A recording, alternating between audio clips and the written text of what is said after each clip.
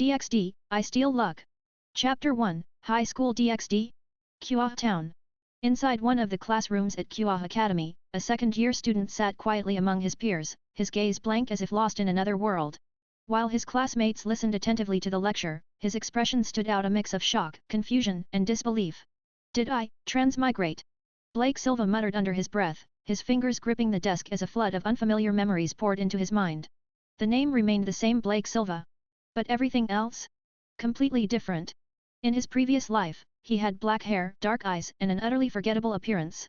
Just another high school student, an orphan with no remarkable background or future prospects.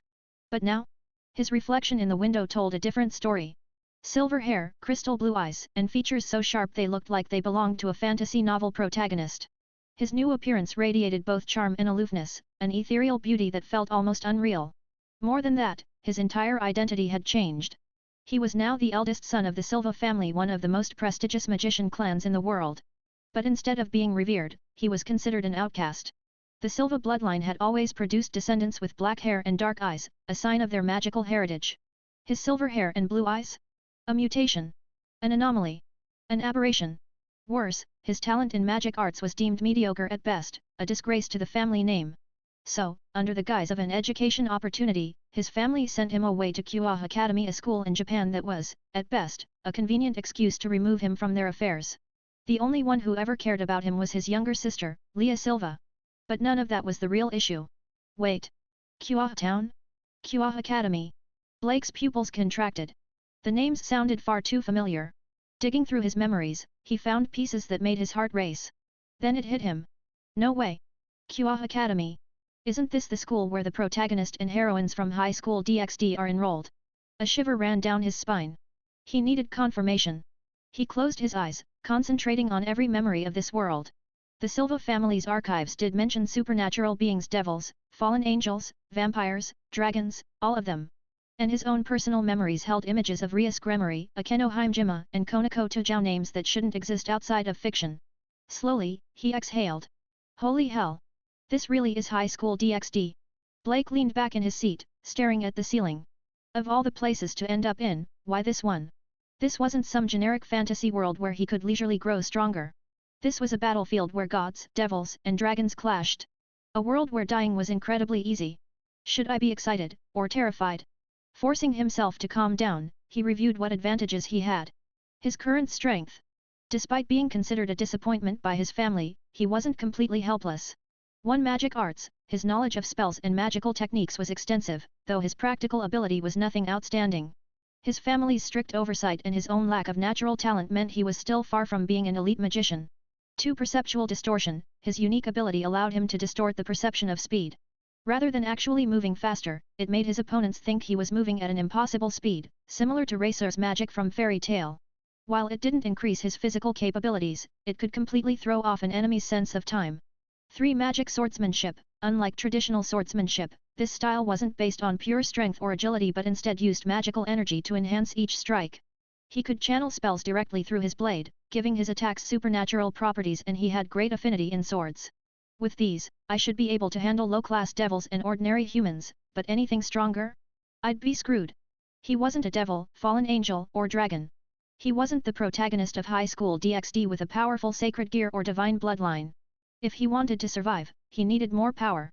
As he pondered his next move, a strange ding echoed in his mind. Dash. Ding. Host has successfully integrated into this world. Activating the Luck Plunder System. 1%.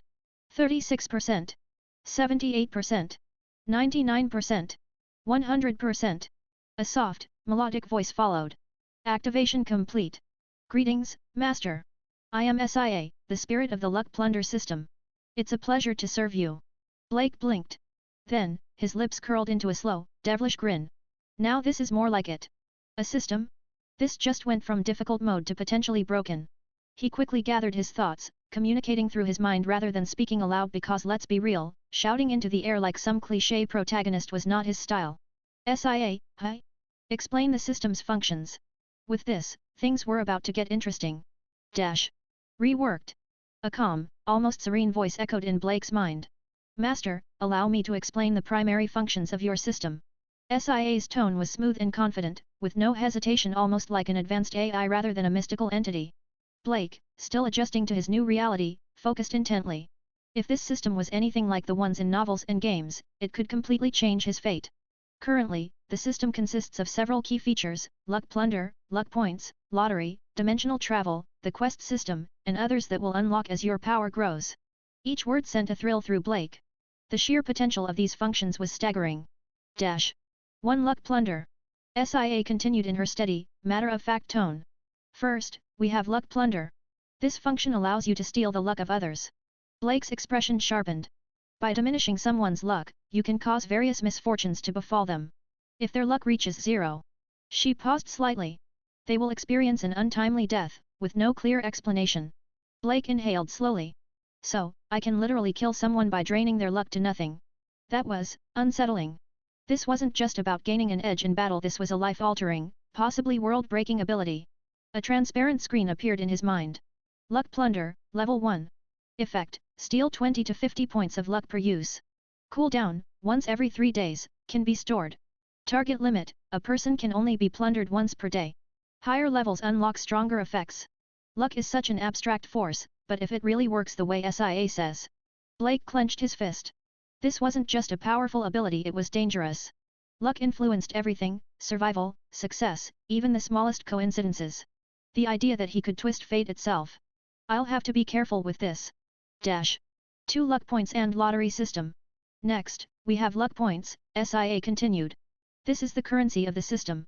You can use these points for a variety of functions, such as drawing from the system's lotteries, enhancing your physical abilities, or even copying skills from others. Blake's interest spiked. A list of functions appeared before him. Luck points usage. Low-level lottery, 30 points per draw. Mid-level lottery, 200 points per draw. High-level lottery, 2000 points per draw. Enhance physical abilities, varies based on effect. Steal or replicate skills. Basic skill plundering, 30 points, 80% success rate. Intermediate skill plundering, 200 points, 50% success rate. Advanced skill plundering, 2000 points, 10% success rate. Blake's eyes gleamed. I can literally steal or copy skills from others. That's insane. Though the higher tier skills had ridiculously low success rates, it still meant that nothing was out of reach. Even if he wasn't born with god-tier talents, he could take them from others. The lottery is tempting, but skill plundering, that's where the real power lies. 3-dimensional travel. SIA's tone shifted slightly, as if introducing something truly game-changing.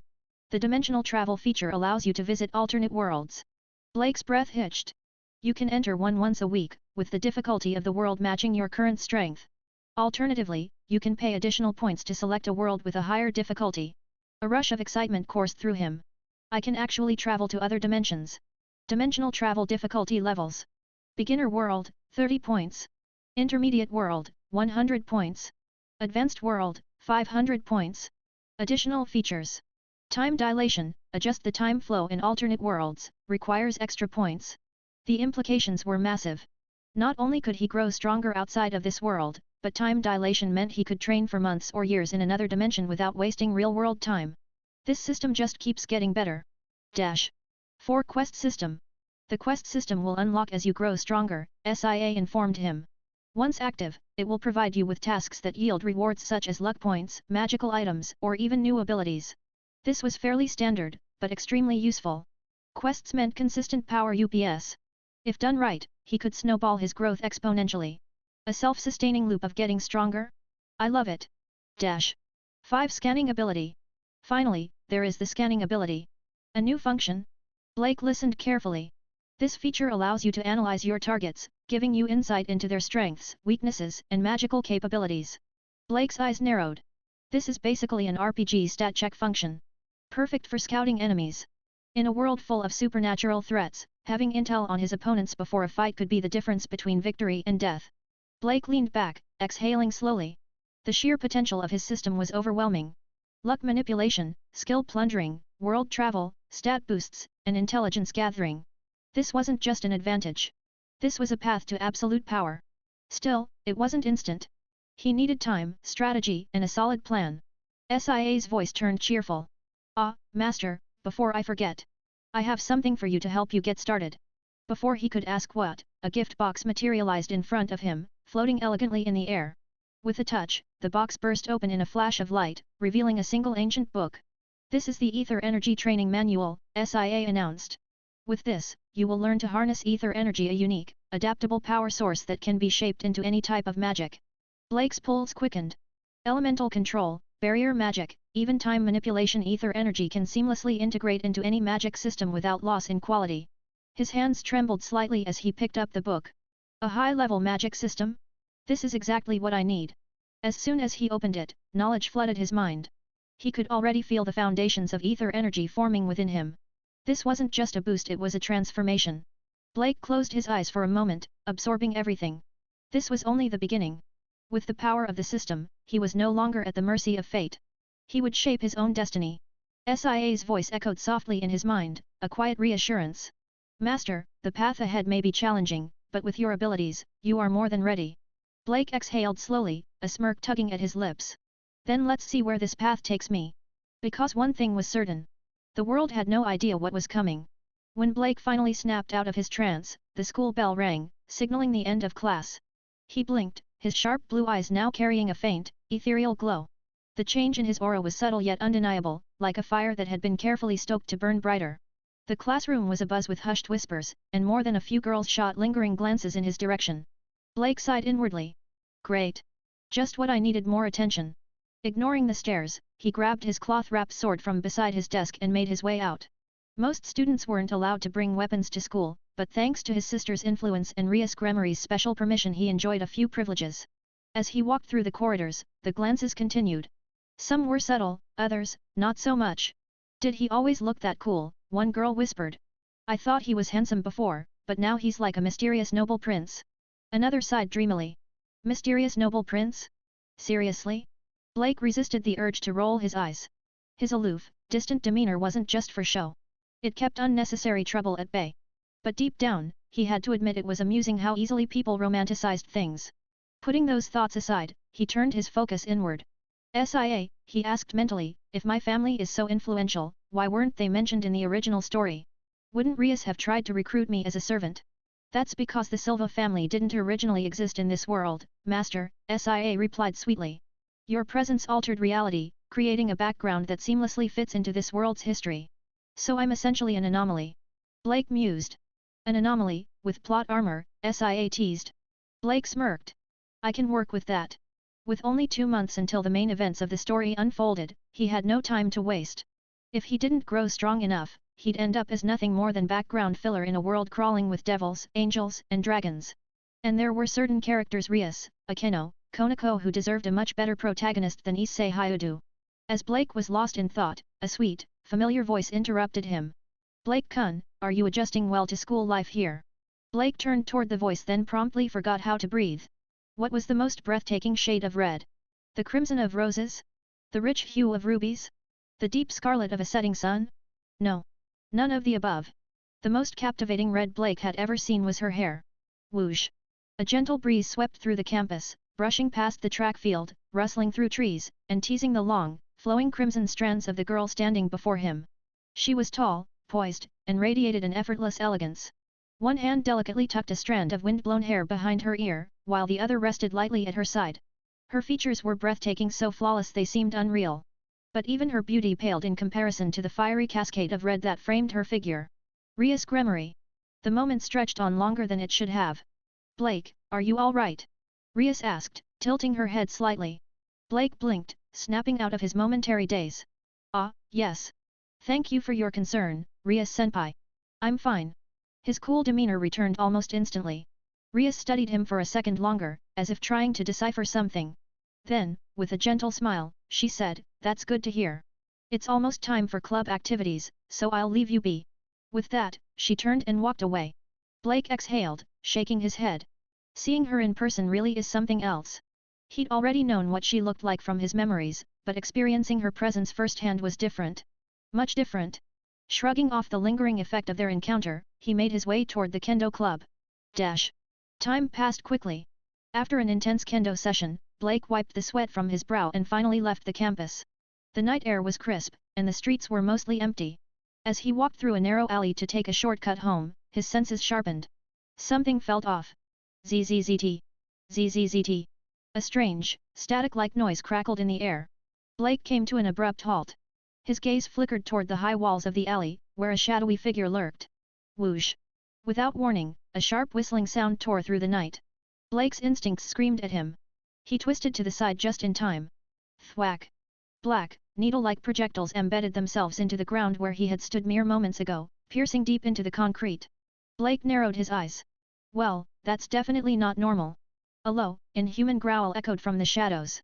Then, stepping into the dim light, a creature emerged, its body twisted and grotesque, a sinister grin stretching across its face. Ah, a fresh human. And one with such strong life force. The creature sneered, licking its lips. You'll make a fine meal. Blake cracked his knuckles. I don't know what's uglier, your face or your personality. The stray devil let out a guttural snarl. Cocky little brat. I'll tear you apart. Blake sighed. Why do they always say that? It's like you guys have a villain handbook or something. The creature lunged, claws extended. And then Blake moved. Kahihi. I didn't expect a mere human like you to dodge my attack. You're making me want to devour you even more. The voice was grating, like nails on a chalkboard, accompanied by an eerie skittering that sent an uncomfortable shiver down Blake's spine. Perched on the alley wall was a grotesque, 3-meter-tall spider, if you could still call it that. Its monstrous body looked like something straight out of a horror movie, complete with thick, bristling hairs and needle-like legs. But the worst part? The face attached to its front. Human, yet twisted. Eyes too large, mouth stretched too wide, thick strands of hair sprouting from its cheeks like some demented werewolf. Green, viscous saliva dripped from its lips, sizzling as it hit the pavement. Blake's expression deadpanned. Yeah. Nope. That's nightmare fuel. The system chimed in. Ding. Mission issued, eliminate the lower-class stray devil. Reward, 20 luck points. Blake exhaled. A monster encounter right after transmigrating? Just my luck. A pause. Then, realizing what he just said, he added, wait, actually, scratch that. It's literally my luck. I should have seen this coming. But there was no running away.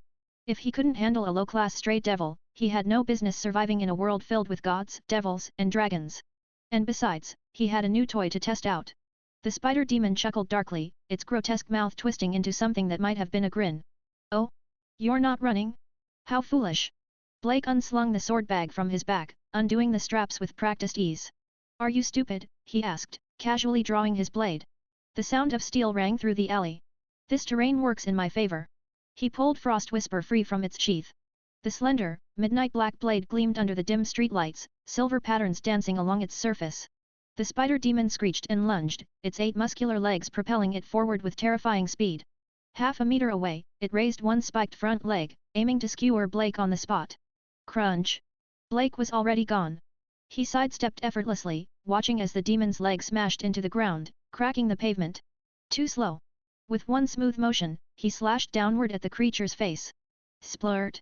A deep gash tore across its grotesque features. Green blood sprayed through the air. Arg! The spider howled. Its fury only made it sloppier. The demon lunged again, its disgusting mouth wide open, rows of jagged teeth glistening with toxic saliva. Blake tilted his head slightly. Yeah, no thanks. Thwack! Another sidestep. Another clean strike, this time, straight through its eye. The spider let out a guttural shriek, thrashing wildly. Then, suddenly, its hairs bristled. Blake's instincts screamed at him. Perceptual distortion, activated. Time slowed. He saw it black, needle-like projectiles exploding outward like bullets, tearing through the alley walls and pavement. Had he reacted a second later, he would have been Swiss cheese. Instead, he landed gracefully a few meters away, perfectly unscathed. The demon? Still thrashing. Still bleeding. Still too dumb to realize it was completely outclassed. Dodging the frenzied spider's attacks was, well, almost too easy. Blake barely had to try. He weaved through its wild swings like he was taking a casual evening stroll, his blade slicing at the creature's joints and weak points. But, even with Frost Whisper's sharpness, he couldn't land a killing blow. His strikes either bounced off its tough exoskeleton or got snagged on bone. Blake clicked his tongue. TCH annoying. This confirms it, he muttered. While Frost Whisper is a good blade, it's still just a normal sword. If I had a high-class weapon, this thing would already be dead. The spider demon, now on its last nerve, screeched. Why won't you just die? Blake smirked. Funny, I was just about to ask you the same thing. Dash. Let's try luck plundering, shall we? SIA, Blake called mentally. Analyze its stats. Right away, Master. A translucent status screen popped up. Dash. Name, Andrew, Stray Devil. Level, Lower Class Devil. Age, 40. Luck value, 15, base, 20. Dash. Blake rubbed his chin. 15 luck, huh? No wonder this thing's cannon fodder. Then, an idea struck him. SIA, he grinned. Initiate a basic luck plundering on Andrew. As you wish, Master. The moment the command was issued, Blake felt it. Something shifted. Like an invisible hand grasping the threads of fate and twisting them ever so slightly. Ding! Luck siphoning successful. Andrew's luck reduced by 25 points. Current luck value, -10. Master's total luck is now 25. Blake barely had time to process the update before the night sky darkened. Thunder rumbled. A massive bolt of blue lightning tore through the heavens. Boom! The strike hit dead center. The spider demon screamed as electricity ripped through its body, searing its flesh, frying its insides. When the light faded, all that remained was a charred, smoldering corpse. Blake exhaled, lowering his blade. His heart still pounded from the rush of combat. SIA's voice hummed in his mind. Master, you handled that quite well. Though I must say, that luck siphoning was a bit overkill. Blake snorted. Yeah, tell that to the spider roast over there. He glanced at the burnt husk of his former enemy, then back up at the sky. Okay, he admitted, cracking a grin. That was way cooler than I expected. Luck plundering wasn't just useful, it was terrifying. He could turn fate itself into a weapon. Blake sheathed Frost Whisper, stretching his shoulders.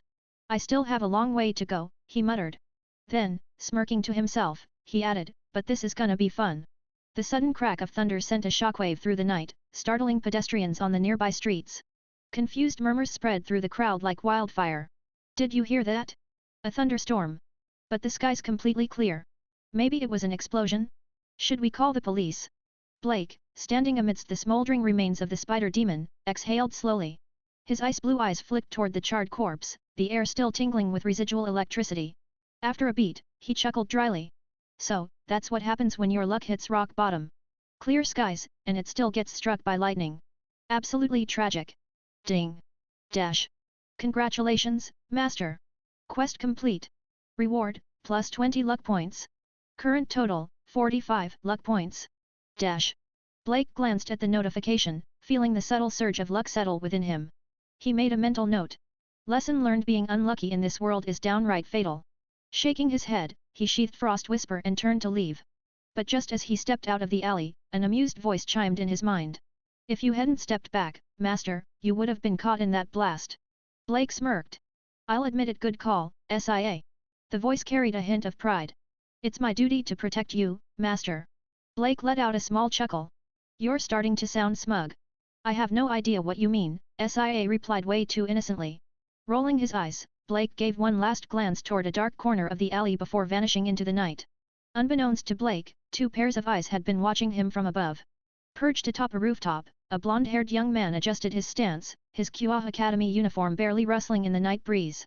He studied Blake's departing figure with a mix of curiosity and appraisal. President, his speed is impressive, he remarked, his tone even. Though, his attack power leaves much to be desired. Rias Gremory stood beside him, her long, crimson locks cascading down her back like a river of fire. Arms crossed, she observed Blake with an intrigued expression. Indeed, Ueto. His speed might even surpass yours, she mused. But his offensive strength is lacking. That's to be expected, though. He's just an ordinary human skilled in swordsmanship. Nothing more.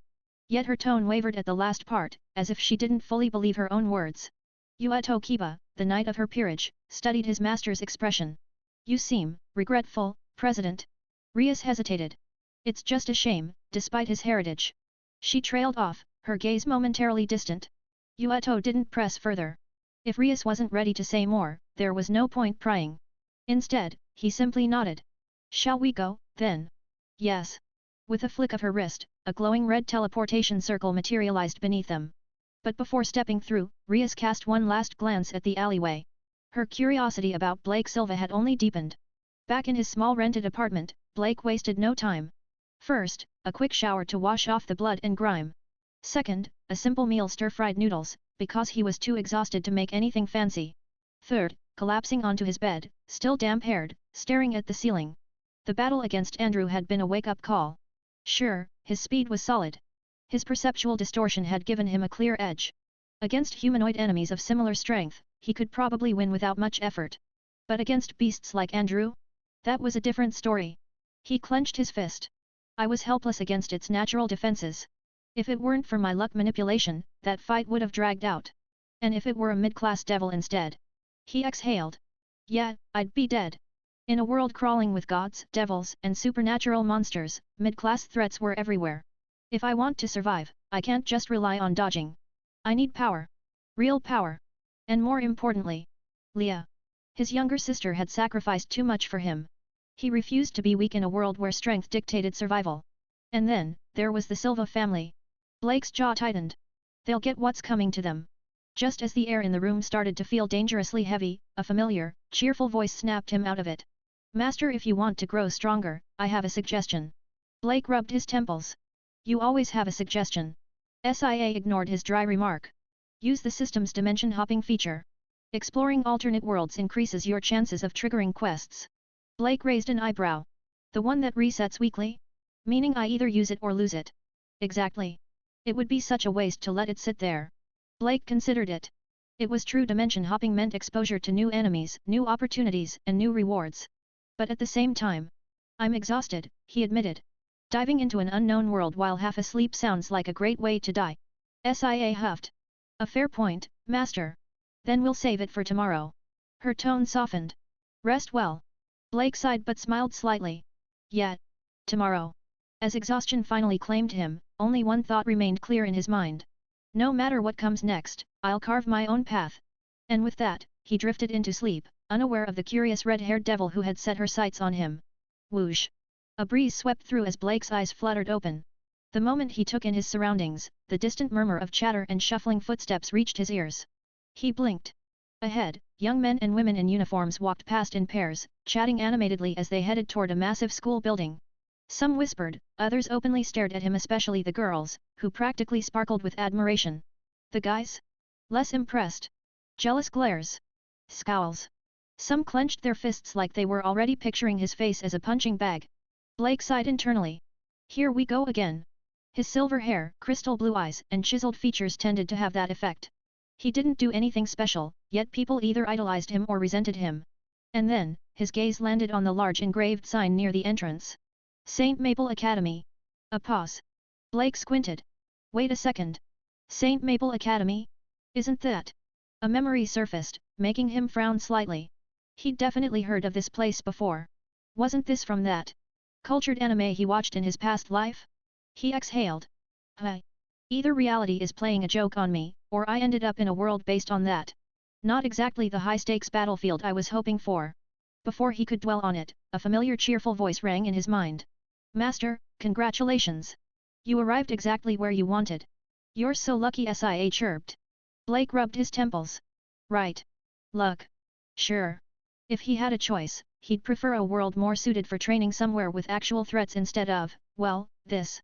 Still, he couldn't deny one thing. A new world meant new opportunities.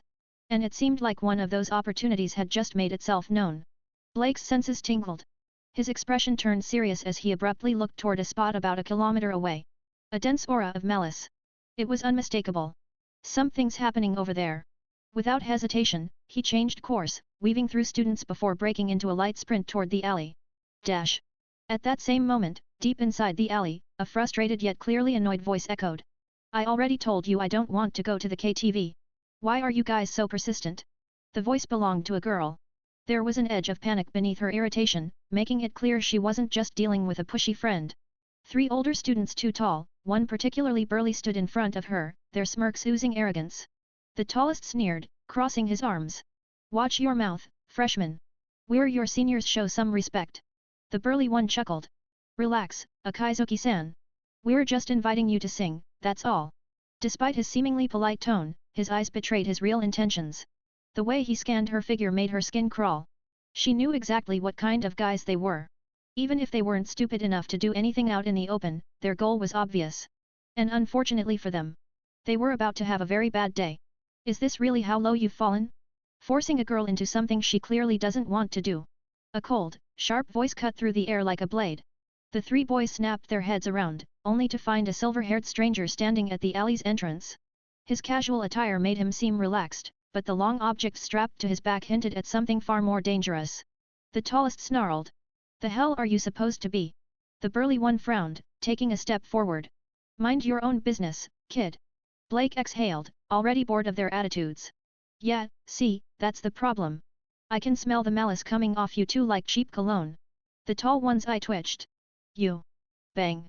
Blake's fist smashed into his face before he could finish his sentence, sending him flying backward like a rag doll. The burly one barely had time to react before Blake swept his leg out from under him, sending him crashing down hard onto the pavement. Thunk. A brief silence. Then. Gah. The two seniors howled in pain, clutching their injuries. Their eyes were wide with shock and terror because as far as they could tell, Blake hadn't even moved properly before they were on the ground. It was like he had teleported between attacks. And now, he was staring down at them, his voice flat and emotionless. Get lost. If I catch you pulling this crap again, I'll break your legs. A heavy silence fell over the alley. The two seniors scrambled to their feet, nodding frantically before practically tripping over themselves as they bolted out of sight. The moment they disappeared, a hushed murmur spread among the students who had been watching from a distance. Especially the girls. Their eyes sparkled as they stared at Blake's back, admiration written all over their faces. He wasn't just handsome, he was strong.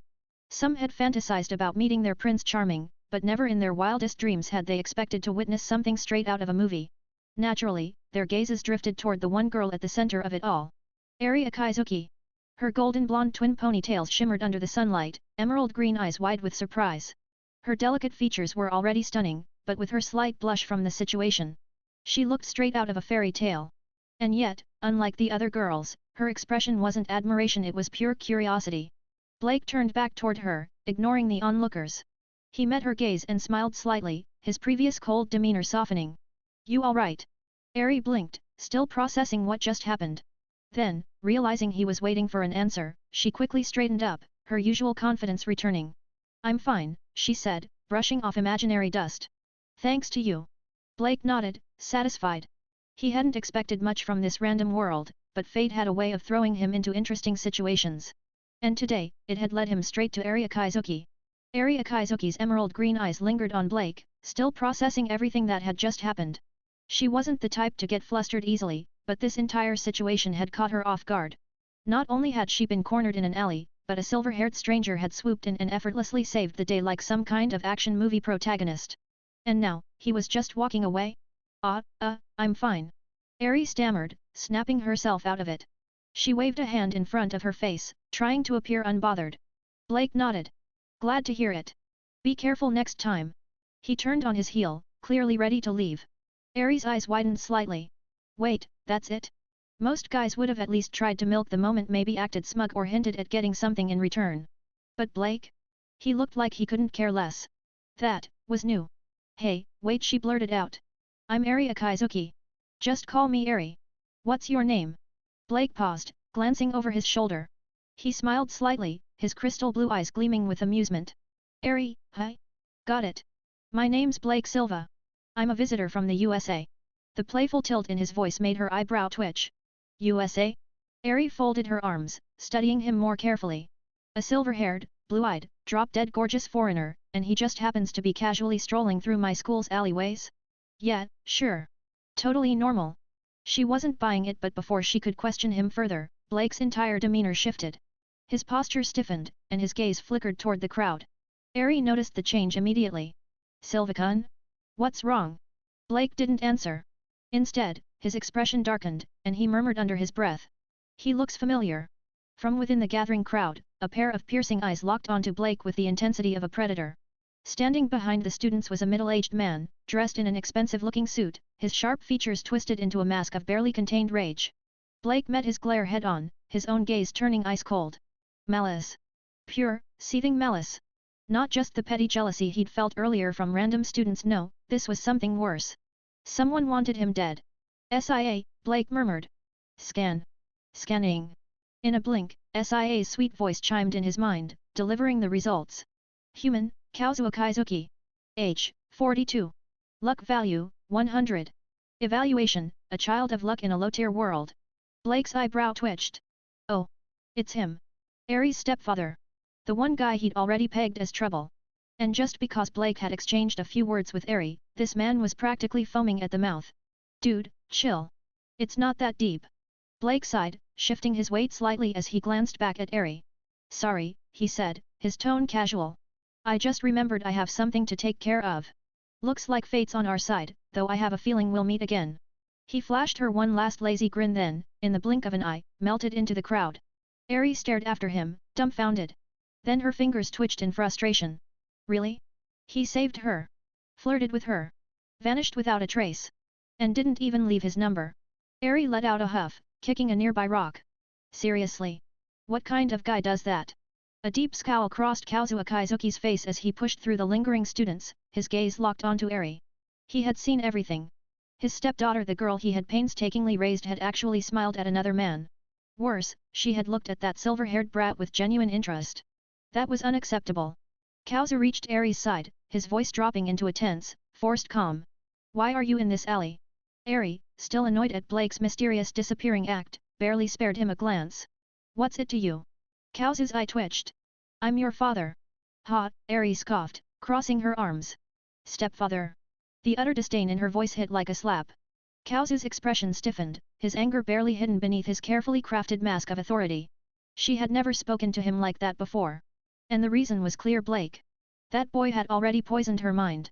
As Eri turned on her heel and walked away, Kazu's hands curled into fists, his nails digging into his palms. His teeth clenched, his face darkening with pure possessiveness. You forced my hand, Eri. He slipped a hand into his pocket, fingertips brushing against a small vial, a liquid swirling ominously inside. No one else would have her. Not Blake. Not anyone. And as Kazu turned, he didn't notice the silver-haired figure watching from a distance. Blake walked casually down the street, hands in his pockets, his expression unreadable. SIA. Yes, master. I need an identity here. Something official. SIA's voice perked up. Oh. You mean, like, forged documents, history, and a legitimate student record? Exactly, Blake muttered. If I don't have a proper background, it'll be a pain in the ass to move around. SIA giggled. I can do that easily. Want me to make you a third-year transfer student at St. Maple Academy? Maybe, put you in a class next to Aries. Blake smirked. Make it happen. And while you're at it, set up my residence near the Akizuki estate. SIA whistled playfully. Stalking already, master? Blake rolled his eyes. More like preventative measures. I don't trust that bastard stepdad of hers. SIA hummed approvingly. Oh, protective much. Just do it. Alright, but fabricating a fully functional identity will cost 10 luck points. Blake barely hesitated. Fine. After all, you have to spend money to make money. Or, in this case, spend luck to change fate. Blake Silva, hi.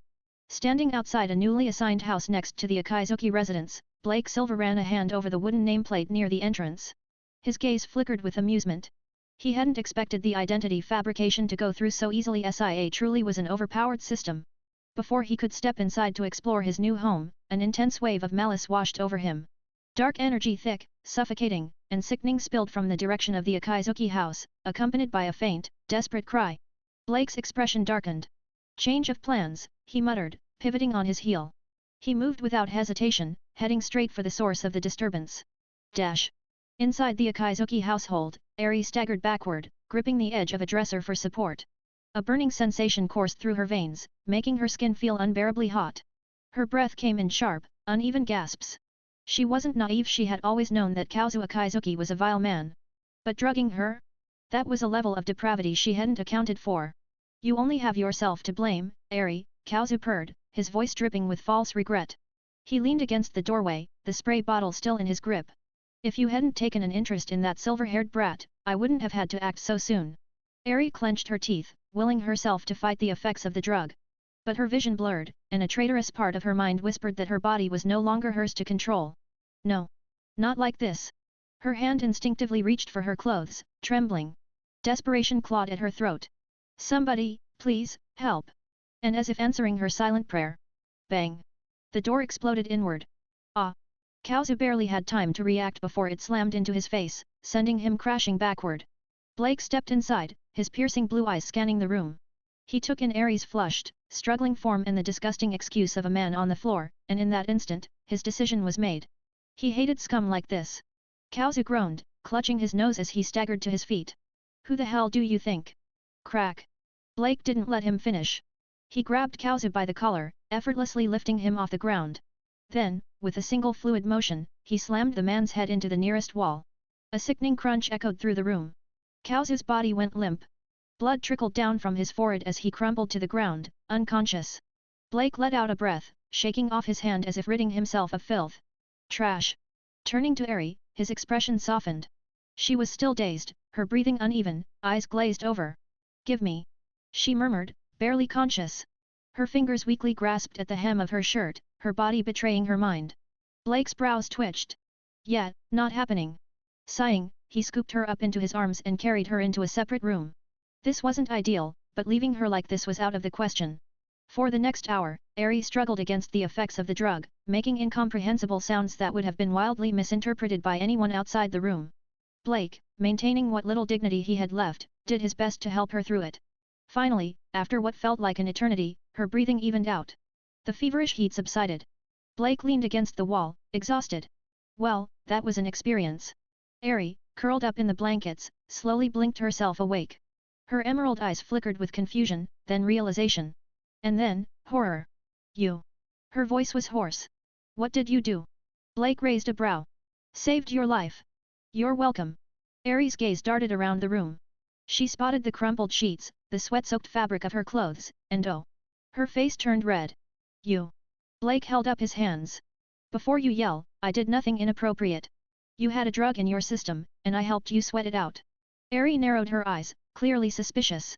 But as she replayed what little she remembered, she reluctantly realized he was telling the truth. Fine. She huffed, crossing her arms. I guess I'll let you off the hook.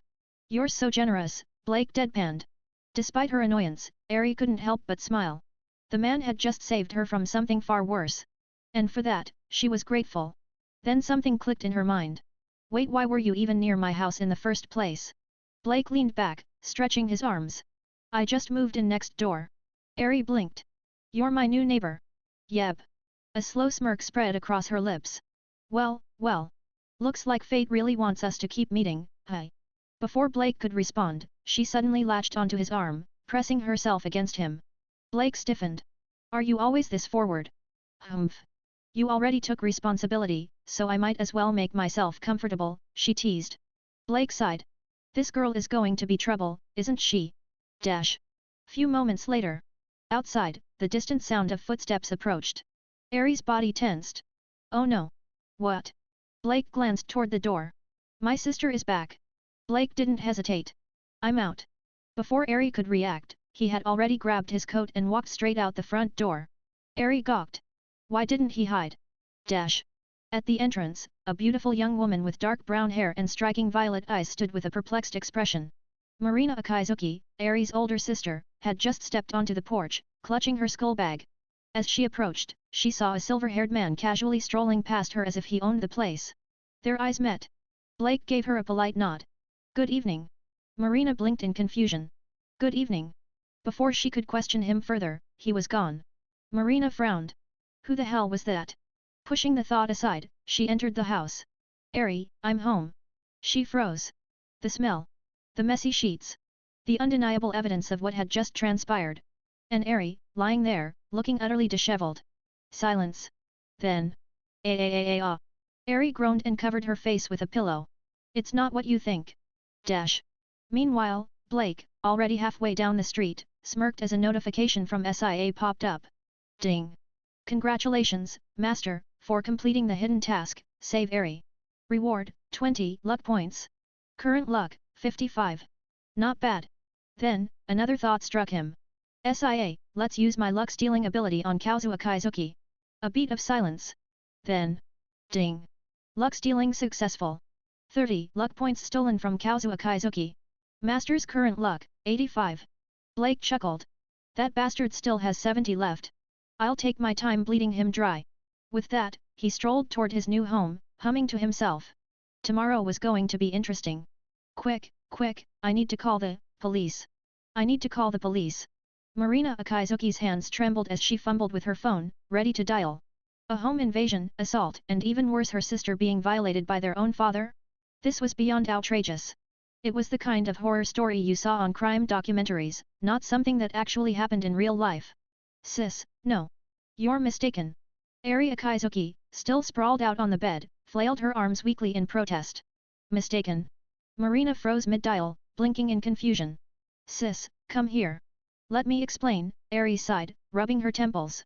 She motioned for Marina to come closer, feeling exhausted in more ways than one. Despite this being her first time, it wasn't technically her first time, considering she had been with Blake Silva several times now. Either way, her legs felt like jelly. With a deep breath, she carefully recounted everything that had happened. So, you're telling me that Dad she practically gagged at the word, sprayed you with some kind of aphrodisiac and tried to assault you? And just when things were about to get worse, your boyfriend showed up, beat him senseless, and saved you. Marina stared at her sister as if she had just read the most ridiculous soap opera script of all time. Pretty much, Eri confirmed, sighing. Quick, quick, I need to call the police. I need to call the police. Marina Akizuki's hands trembled as she fumbled with her phone, ready to dial. A home invasion, assault, and even worse, her sister being violated by their own father? This was beyond outrageous. It was the kind of horror story you saw on crime documentaries, not something that actually happened in real life. Sis, no. You're mistaken. Eri Akizuki, still sprawled out on the bed, flailed her arms weakly in protest. Mistaken? Marina froze mid-dial, blinking in confusion. Sis, come here. Let me explain, Eri sighed, rubbing her temples. She motioned for Marina to come closer, feeling exhausted in more ways than one. Despite this being her first time, it wasn't technically her first time, considering she had been with Blake Silva several times now. Either way, her legs felt like jelly. With a deep breath, she carefully recounted everything that had happened. So, you're telling me that Dad she practically gagged at the word, sprayed you with some kind of aphrodisiac and tried to assault you? And just when things were about to get worse, your boyfriend showed up, beat him senseless, and saved you. Marina stared at her sister as if she had just read the most ridiculous soap opera script of all time. Pretty much, Eri confirmed, sighing. Marina was silent for a moment, processing the absurdity of it all. I told you Kazuo Akizuki was a scumbag, Eri huffed, scowling. But you didn't believe me. Stay away from him. If he did this to me, what makes you think he won't try it with you next time? I understand, Marina mumbled, suddenly feeling like an idiot. She had ignored Eri's warnings before, assuming she was just exaggerating. But now, faced with the grim reality, guilt gnawed at her insides. Good, Eri nodded firmly. With Marina's help, Eri hobbled to the bathroom for a much-needed shower. They ended up having an awkward but oddly sweet sisterly moment, with Marina shyly asking about certain adult matters while Eri, despite her exhaustion, tried her best to answer without dying of embarrassment. By the time they returned, changed into comfortable nightwear, the ambulance had arrived to haul away Kazuo Akizuki, who was still bleeding from the head and blissfully unconscious. Meanwhile, Wu finally finished cleaning. Blake Silva collapsed onto his new living room couch, looking like he had just run a marathon. This place was a mess, he groaned. He had been expecting a move-in ready house, but instead, it looked like the previous tenants had abandoned it weeks ago. Dust was everywhere, and the air had that musty, no one's lived here in ages smell. So, naturally, he had spent the past few hours doing some heavy-duty cleaning. Master, this is a result of altering the world, SIA explained sweetly in his head. Blake sighed. Right. Because in the original timeline, people were still living here, but now, thanks to my request, they conveniently moved out a couple of weeks ago. Exactly. SIA chirped. Ding dong. The doorbell rang. Blake, sensing a familiar presence with his spiritual awareness, smirked. As he opened the door, Eri stood there with her hands on her hips, looking much livelier than before. Hello, Blake. I came to see you. You should be thanking me, you know, she teased. Blake raised an eyebrow. Oh? And why's that? Because I went through a lot today, and yet, here I am, gracing you with my presence. He chuckled. Beside her, Marina shifted nervously before bowing politely. Silva-san, hello. Thank you for saving my sister. I'm Marina Akizuki, Eri's older sister. Nice to meet you, Marina. Eri, Marina, come in. I was just about to make some tea, Blake said casually, stepping aside. Marina's face turned red at hearing her first name used so casually. In Japan, that was considered pretty forward, especially from someone you just met. She opened her mouth to say something, but Blake had already turned and walked inside. Seeing her sister's flustered expression, Eri smirked. Don't overthink it, sis. Blake's American. In America, calling someone by their first name is totally normal. Marina hesitated but then nodded, her expression softening. However, she was still a little surprised at how fluent Blake's Japanese was despite being from the US. Blake made them tea, and soon, the three of them were chatting comfortably. With his extensive knowledge from 2 lifetimes, Blake had a way of making people laugh, and he effortlessly bridged the gap between himself and Marina. Even the initial awkwardness faded, and Marina found herself actually enjoying his company. However, when she learned that Eri and Blake had only known each other for a day, she nearly spit out her tea. "Wait, hold on," she coughed. "You two met yesterday, and you're already dating?" "Yep," Eri said proudly. "And you've already?" Marina trailed off, looking between them. Eri turned red but nodded. Marina's brain short-circuited for a second. "One day? Who does that?" She wanted to lecture her sister, but Eri looked happy. And Blake, despite the crazy circumstances, actually seemed reliable. Still, Marina couldn't shake off a nagging thought. Deep down, she felt a tiny pang of envy. Not that she'd ever admit it after all, she had a boyfriend, Uno-san. Even so, Blake was undeniably better than Uno-san in every possible way. Marina shook her head. "Nope, not going there. Anyway, we should get going," Marina announced, clearing her throat. "Our door is still broken, and it needs fixing." Blake scratched the back of his head. "Ah, right. That was my fault. Tell you what, let me fix it for you. It's the least I can do." Marina blinked. She had planned to use that as an excuse to leave, but now she couldn't exactly refuse his offer. "All right, if you insist," she said, sighing.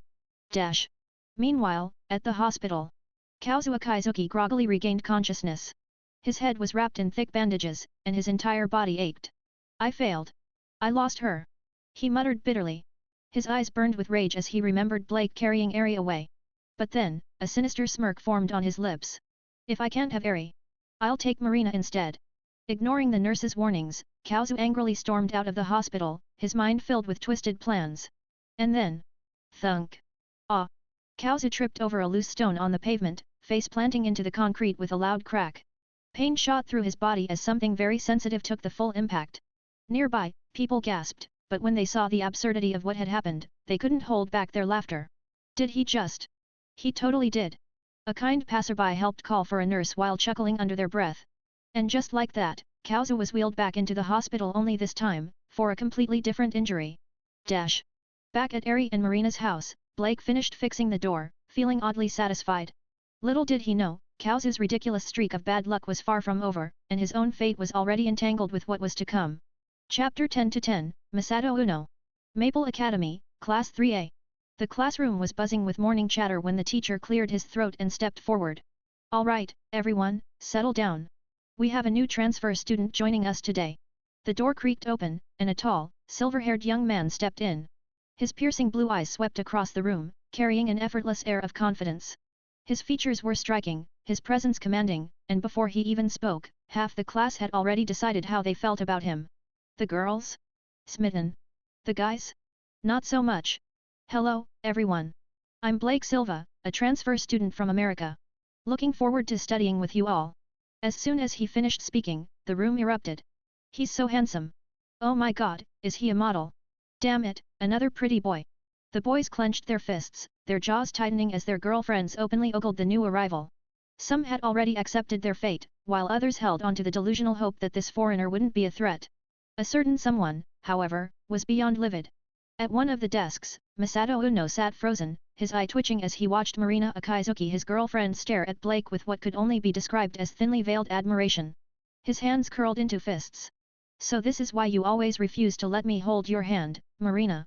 Turns out you were saving yourself for some foreign pretty boy? Unforgivable." Meanwhile, the teacher, ignoring the chaos, gestured toward the back of the class. "Silva-kun, you can take a seat there." "Got it."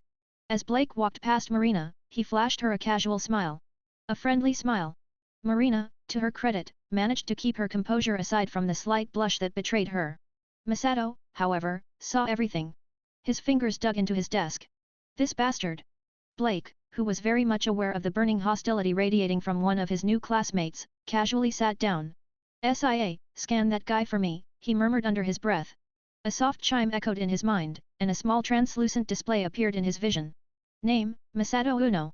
Age, 18. Luck value, 38. Assessment, minor character with decent luck. Successfully confessed to Marina Akizuki due to her gentle nature. Blake raised an eyebrow. Luck value 38? Not bad. He smirked. Still, dude's got no poker face. He's glaring at me like I stole his life savings. Shaking his head, Blake leaned back and closed his eyes, deciding that Masato Uno wasn't worth a second thought. Dash. As soon as the lunch bell rang, Blake was immediately swarmed. Blake-kun, what's your favorite food? Do you have a girlfriend? Boxers or briefs? Blake blinked, momentarily caught off guard by the sheer enthusiasm of his female classmates. He had expected some attention, but this was something else. Meanwhile, the boys sat in the corner like a support group, mourning the loss of their classroom's female population. Masato, on the other hand, was seething. Then, salvation arrived. Silva-san, can I talk to you for a second? A soft, hesitant voice cut through the chatter. The girls turned to see Marina standing at the edge of the group, looking slightly nervous. Sorry, ladies, Blake said with a charming smile. Looks like Marina wants to talk to me. There were some disappointed sighs, but they reluctantly backed off. Masato, watching from afar, nearly snapped his chopsticks in half. He called her by her first name. That was it. His blood pressure officially hit the danger zone. Meanwhile, Blake and Marina stepped into the hallway for a private conversation. Dash. Meanwhile, Masato's internal monologue was in shambles. First name basis. When did that happen? Marina, my sweet, pure Marina, have you already been stolen from me? Masato sat at his desk, fists clenched, pupils shaking. His world was crumbling before his very eyes. The other guys, seeing his suffering, patted his back in silent condolence. One of them shook his head. Rest in peace, brother. Outside the classroom, Marina looked up at Blake, her cheeks a little pink. I didn't expect you to be the transfer student the teacher mentioned, and you're even in my class. Really? I thought I mentioned it yesterday. You didn't, she huffed, crossing her arms. Blake blinked.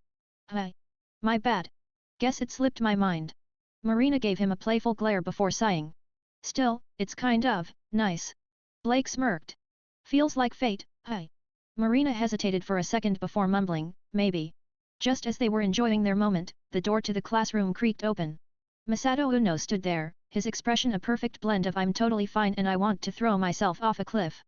Blake, seeing the sheer amount of bottled-up frustration on the guy's face, struggled to keep a straight face. This guy, he's really about to explode, huh? Dash. When the final bell rang, Marina approached Blake with an apologetic look. Silva-san, I was going to show you around the school today, but I have a club meeting. No worries, Blake said smoothly. I need to pick up Eri anyway. Don't be late. Marina nodded and walked off, while Blake casually slung his bag over his shoulder, ready to leave. Masato, however, was frozen in his seat, staring at the doorway where Marina had just left. First name basis. Private hallway chat. Walking home together. It's over. I've lost her. Somewhere in the depths of his soul, Masato could feel the imaginary villain theme music playing in the background. Blake, meanwhile, yawned, stretched, and left the classroom completely oblivious to the existential crisis he had just caused. Or maybe, he wasn't oblivious at all. With a smirk, he glanced over his shoulder at Masato, who was still sitting there, looking like a man who had just lost everything. Man, Blake muttered to himself. This school is way more entertaining than I thought. St. Maple Academy, after class. Marina chuckled softly as she walked out of the classroom, her two friends flanking her. She had meant to greet her boyfriend, Masato Uno, on the way out. But the moment she turned to him she stopped. Masato was staring at her. Not with warmth. Not with affection. With something cold. Unsettling. Marina hesitated, instinctively shrinking back. There was something off about his expression, possessive, unreadable. And so, without a word, she left. Dash. Phew, time to head out. After Marina left, Blake stood, stretching slightly, and casually walked out of the classroom. Follow him. From the back of the room, Masato glared at Blake's retreating figure. Turning to his two companions, he commanded them in a low voice before trailing after Blake himself. Masato was seething. He had pieced together the closeness between Marina and Blake and was furious, though he wasn't ready to confront Marina directly yet. Losing the school beauty as his girlfriend was not an option. His plan? Scare Blake enough to keep him away. Come out. Stop hiding. Blake deliberately led the trio to an isolated corner of the school. Turning abruptly, he leaned against the wall, fixing a cold gaze on the three hiding in the shadows. Blake Silva. Just because you're some transfer student doesn't mean you can act all high and mighty. Stay away from Marina, or I'll put you in the hospital. Masato stepped forward, his face dark with anger. Gesturing to his two lackeys, he barked orders to surround Blake, blocking any chance of escape. If you're that eager for a fight, I won't hold back. Surrounded by three, Blake's eyes glinted with sharp confidence, a faint smirk curling his lips. Get him! Enraged by Blake's arrogance, Masato lunged forward, throwing a fist aimed directly at Blake's face. Too slow and too weak. Crack! Before Masato could react, Blake caught his punch effortlessly, twisting his wrist. A loud snap echoed in the alley. Ah! It hurts! Masato cried out, his face twisting in agony from the sharp pain shooting up his arm. Let him go! The other two lackeys rushed forward, fists and feet flying. But Blake, ever composed, merely tightened his grip on Masato. With a swift pivot, he used the writhing Masato as a shield, letting the two lackeys' attacks land squarely on their friend. Ah! Blake watched as Masato let out a blood-curdling scream. One of the lackeys had landed a solid kick right where it hurt most, Masato's groin. Masato! I didn't mean to. The guilty lackey froze, staring at his foot and the growing bloodstain on Masato's trousers. Panicked, he stammered an apology. The ominous crack he'd heard during the impact only deepened his dread. Had he just permanently ruined Masato's future? Apologizing in a fight? That's a first. Blake's calm voice broke through their panic. He didn't plan to let this drag out any longer. Thud. Blake's swift kick sent the apologetic lackey sprawling to the ground. Picking up the barely conscious Masato, he hurled him at the remaining lackey. Both collapsed in a heap. Take him to the hospital, Blake said, his tone as indifferent as ever. If you're lucky, he might still be salvageable. Though I wouldn't hold much hope for his descendants. Oh, and one more thing. Pausing, Blake glanced down at the trembling pair. Tell him to know his limits before picking a fight. With that, he turned on his heel, walking away like nothing had happened. This is bad, really bad. The two lackeys looked at each other, then at the groaning Masato. They scrambled to their feet, carrying him toward the school gates as fast as they could. Other students stared, whispering and snickering at the sight of Masato's blood-stained pants. Dash! Blake had barely stepped past the school gates when a cheerful voice called out to him. Blake! Did you come to pick me up? Ari Akizuki approached, her steps light, her smile as bright as ever. Without hesitation, she slipped her arm around his. Blake glanced at her, his expression relaxing slightly. Something like that, he said with a small smirk. Transferred to St. Maple this afternoon. Ari's eyes lit up. That explains why you were here yesterday. She tilted her head, a teasing pout forming. But you were totally going to go home alone today, weren't you? Blake chuckled. Maybe. You're so neglectful. She huffed, though the glint in her eyes betrayed her amusement. Blake exhaled, shaking his head. I'll make it up to you. Knowing you, that probably means something ridiculous, she mused. He smirked but said nothing. Ari, satisfied, held onto his arm a little tighter as they walked. Around them, students stared. Whispers spread through the crowd. Some watched with envy, others with disbelief. But Blake ignored them all. And as the two walked off, leaving the school behind, Masato Uno was carried toward the hospital, his fate uncertain. 2 days later. Masato Uno lay in a hospital bed, his body bruised, his pride shattered. The official story? An accident? The truth? A humiliating defeat at the hands of Blake Silva. His so-called friends, too terrified of retaliation, refused to tell anyone what had really happened. They only whispered behind closed doors, spreading rumors that fed Masato's growing rage. Meanwhile, life moved on. Blake spent his days in quiet routine training in the mornings, helping Marina with her studies in the afternoons, and losing himself in Ari's warm embrace in the evenings. But time had a way of stirring restless hearts. And Masato Uno's heart was drowning in madness. Dash! The school bell rang, marking the end of another day. Blake leaned back in his chair, stretching slightly before standing up. Another day had passed. Another evening with Ari awaited. But before he could leave, Marina checked her phone, her expression shifting. Silva-san, I've got something to take care of. I'll head out first. She offered him an apologetic smile before hurrying out of the classroom. Blake frowned. There was something off about the way she moved, hurried, anxious. After a brief pause, he slipped his phone from his pocket and sent a message to Ari. Then, without a word, he followed. Dash! In a secluded alley behind the school, a figure stood waiting. Masato Uno. His once proud posture was gone, replaced by a sickly, frail frame. His skin was pale, his eyes sunken. But the fire inside him burned hotter than ever. His fingers trembled slightly as he shut his phone. A chilling grin spread across his lips. She finally showed up. Moments later, Marina hesitantly stepped into the alley. The second she saw him, she froze. Uno-san. Her voice was barely above a whisper. Masato took an unsteady step forward, his face contorting into something ugly. You took care of Silva while I was gone, huh? Bet that felt pretty damn good. His tone was mocking, but there was something else beneath it, something broken. Marina instinctively stepped back. You're mistaken, she said carefully. Silva-san and I are just friends. Masato's expression twisted further. Just friends. His voice rose, sharp with bitterness. Then why are you always with him? Why spend every damn break by his side? You wouldn't even let me touch you, but him. His breath hitched, his fists clenching. I was lying in a hospital bed, and you were running around with that pretty boy. Do you think I'm blind? Do you think I don't see it? His voice cracked. Marina swallowed, her heart pounding. It's not what you think, she tried again. He's been helping me study for the college entrance exams. Masato let out a sharp, humorless laugh. Study? With him? His eyes darkened. Don't make me laugh. Something shifted in his stance. Something dangerous. You think I don't know what's really going on? You've been lying to me this whole time. His hand slid into his pocket. And when it emerged, a glint of steel. A small fruit knife. Marina's breath caught in her throat. What are you doing? Masato took another step forward, backing her against the cold brick wall. What do you think? His smile widened, his grip tightening on the knife. I'll give you 3 seconds. Take off your clothes, or I'll start carving you up. The world seemed to slow. Marina's pulse pounded in her ears. The alley was empty. There was nowhere to run. No one to call for help. She was trapped. And Masato knew it. He took another step forward, savoring her fear. Then. You never learn, do you? A calm voice shattered the moment. Masato's body stiffened. Marina's wide eyes darted to the source.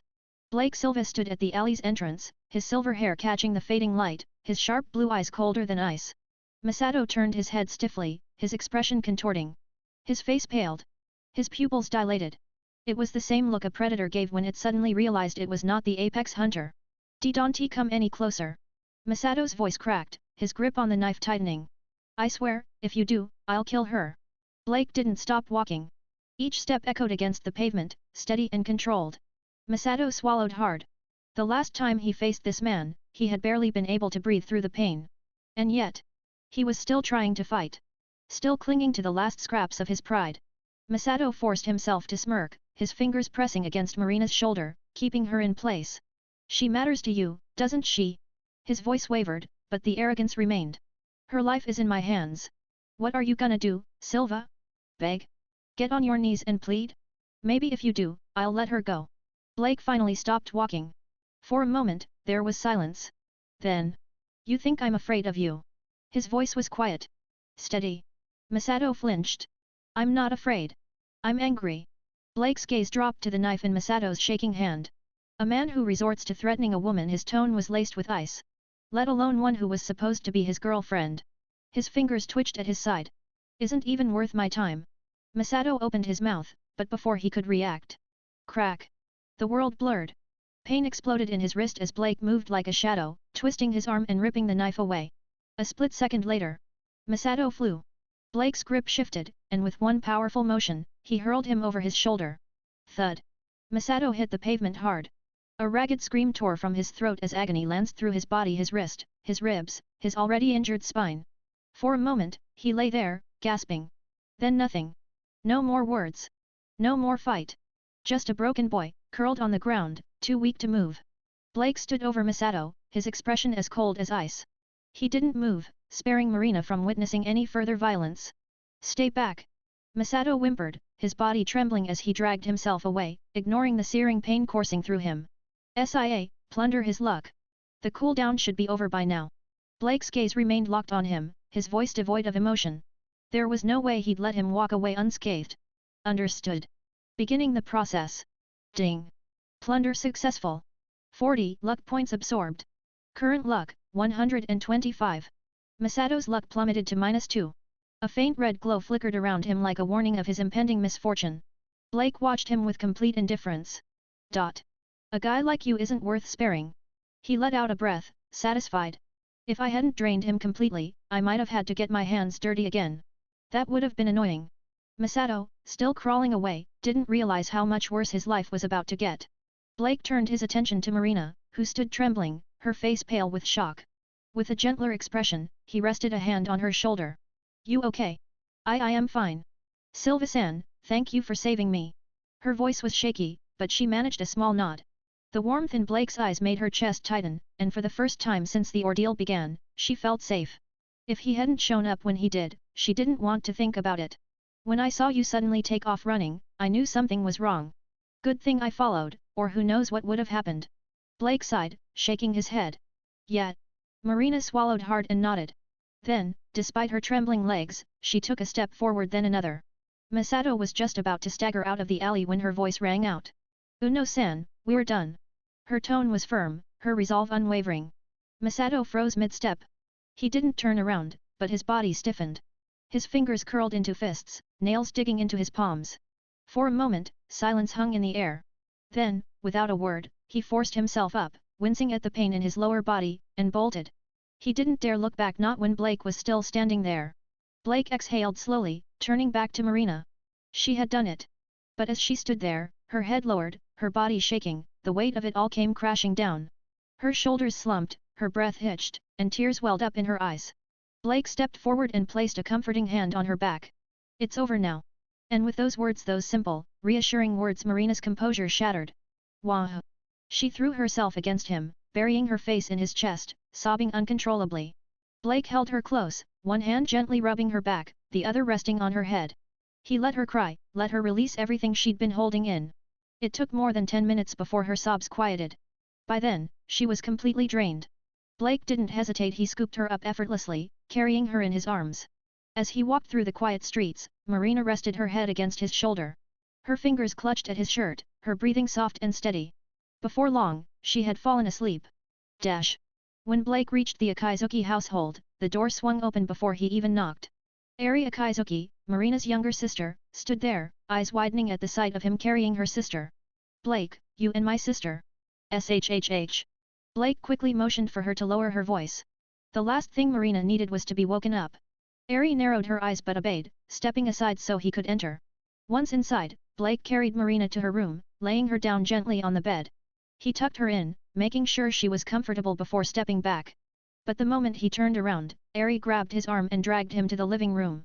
She didn't stop until he was seated on the couch. Then, to his complete surprise, she straddled his lap, her arms crossed over her chest as she glared at him. All right, spill it. What happened? Her voice was sharp, her tone demanding. And don't even think about lying, or I'll make sure some of your requests go unanswered tonight. Blake blinked. Then swallowed. Ari was close, too close. Her breath brushed against his cheek, her body pressing against his. His heartbeat kicked up a notch. Damn it! What kind of guy wouldn't react in a situation like this? He was only human. Ari's eyes flicked downward for a split second then back up. Her smirk was dangerous. You better start talking, she murmured, leaning in ever so slightly. Blake rolled his eyes. All right, I'll tell you everything. He sighed, forcing himself to focus. Now was not the time to get distracted. Humph, I knew that guy was bad news. But would my sister listen? No. If you hadn't chased after her, she could have been in serious danger. Ari huffed, arms crossed, pacing back and forth in front of Blake. The frustration in her voice was unmistakable, but beneath it was a layer of deep concern. She had never liked Masato.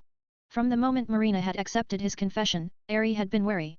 It wasn't love, Marina had barely even spoken to him before that. But her soft-hearted nature made it impossible for her to refuse. She had agreed out of politeness, too scared of hurting his feelings. And now, just as Ari had feared, it had ended in disaster. Now that she's broken up with him, there's no point dwelling on it, Blake said, his voice calm. The important thing is making sure Marina doesn't spiral. She's probably blaming herself. Ari paused, exhaling sharply. You're right. With a deep sigh, she ran a hand through her hair, letting go of her lingering frustration. Then, her expression shifted, her usual fiery spark returning. A slow, mischievous smile spread across her lips. So, how should I reward you? She leaned in slightly, her eyes flicking downward. She could feel the heat radiating from Blake's body, and her smirk deepened. Blake's blue eyes gleamed with amusement. He leaned closer, whispering something into her ear. Ari's face immediately turned crimson. Humph. Men are all the same, she huffed, turning her head away in fake defiance. But the teasing glint in her eyes betrayed her act. Then, in a quieter voice, she added, but, since you saved my sister today, I'll allow it. Blake chuckled, pulling her into his arms. Having Ari as his girlfriend was the greatest blessing of all. Meanwhile, in Marina's room, the faint sound of voices carried through the house. Still groggy from sleep, she stirred, her violet eyes fluttering open. She followed the noise, rubbing her eyes as she wandered toward the living room. And then, her breath hitched. Her hands flew to her mouth as she took in the sight before her, eyes widening. Face burning, she immediately spun around and bolted back to her room, diving under the covers. Her heart pounded. Why am I jealous of my own sister? She squeezed her eyes shut, trying to push the thought away. But sleep didn't come easily that night. Elsewhere. Masato Uno stumbled through the streets, his steps uneven, his head hung low. His mind churned with thoughts of revenge, dark and twisted. Passers-by glanced at him warily, some stepping aside to avoid crossing his path. His expression was wild, his body reeking of desperation and hatred. He clenched his fists. Blake Silva. The name burned in his brain like a curse. Just then, a blaring horn cut through the night. Move! A truck barreled toward him, its headlights glaring like twin suns. Masato's head snapped up. His eyes widened in panic. For a split second, time seemed to slow. The world blurred at the edges. Then, bang! The impact sent him flying. His body twisted through the air before slamming onto the cold pavement. Blood pooled beneath him, staining the cracked asphalt. His vision blurred, the streetlights above flickering like dying stars. Why did this happen? Pain unlike anything he had ever known surged through his body. Agony. Regret. A cruel cocktail of emotions as his consciousness faded. His lips parted, as if to curse the world one final time. But the words never came. Sirens wailed in the distance. Someone had called for an ambulance. But it was too late. By the time they reached him, Masato Uno was gone. Meanwhile, oblivious to the chaos unfolding elsewhere, Blake stretched his arms, finally feeling satisfied. Eri lay beside him, her body limp with exhaustion. She barely mustered the energy to glare at him. You're such a beast. She mumbled, her voice hoarse. Blake smirked. Can't help it. You started it. Eri groaned, dragging herself toward the bathroom. Every muscle in her body ached, and she swore that next time, she'd make him suffer a little instead. After soaking in the tub for a while, she finally felt some relief. Her body relaxed, her mind drifting. Then, the bathroom door creaked open. Eri turned her head and her eyes widened in shock. Standing there, wrapped in only a pink towel, was Marina. Her cheeks were flushed, her violet eyes downcast. Eri. Her voice was barely above a whisper. Eri blinked. And then realization hit. This night wasn't over yet. Eri sank deeper into the warm bath water, letting out a contented sigh as the steam curled around her. Just as she was about to close her eyes, the bathroom door creaked open. Marina stepped inside, her violet eyes downcast, cheeks slightly flushed. A soft pink towel wrapped snugly around her body, clinging to her delicate frame. Eri blinked in surprise. Sis, your face is so red. Are you feeling okay? Eri asked, tilting her head, concern laced in her voice. Marina hesitated before shaking her head. No, I'm fine, but Eri, your face is even redder, she countered, her lips pressing into a small smile. This. Eri immediately sank lower into the water, her blush deepening. She knew exactly why her face was burning. 3 hours of rather loud activity with Blake had left her both exhausted and thoroughly embarrassed. Realizing that Marina had probably heard everything, Eri avoided her gaze, suddenly feeling awkward. Marina, on the other hand, let out a quiet sigh as she sat at the edge of the tub, absent-mindedly trailing her fingers through the water. Eri studied her closely and, after a moment, decided to bring up the elephant in the room. I know what happened with Uno today, she said, her voice softer now. Marina flinched at the mention of his name, her shoulders tensing. Silva told you, didn't he? Her voice was quiet, almost defeated. Eri nodded. Sis, don't waste another thought on him. You never even liked him, did you? She let out a small scoff. I always knew he was bad news. Marina was silent for a moment before nodding reluctantly. I just didn't know how to say no back then, she admitted, hugging her arms around herself. He confessed so suddenly, and I didn't want to hurt his feelings, so I agreed. Eri rolled her eyes. You're way too nice for your own good, sis. Then, a teasing smirk spread across her lips. That's why you need a man like Blake. Marina's head snapped up, eyes wide. What? Eri chuckled. Oh, come on. Don't think I haven't noticed how you've been looking at him. She leaned closer, her voice dropping to a playful whisper. You like him, don't you? Marina's whole face turned crimson. And no. I mean he's your boyfriend. How could I? Sure, Eri drawled, clearly unconvinced. But it's okay, sis. I get it. Blake's, well, he's something else. She let out a dreamy sigh before shooting Marina a mischievous grin. And honestly, I wouldn't mind sharing. Marina nearly fell into the tub. Eri. What? He's amazing, and we both like him. Eri flicked some water at her sister. Besides, Blake could probably handle both of us. Marina gasped, scandalized. I can't believe you just said that. Eri giggled.